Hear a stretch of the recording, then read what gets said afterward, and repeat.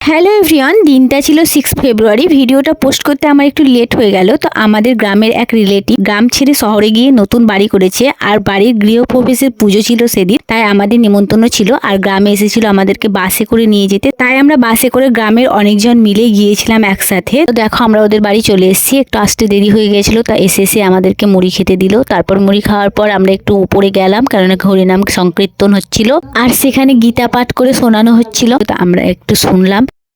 কেননা গীতা হচ্ছে আমাদের মনুষ্য জীবনের গাইড বুক।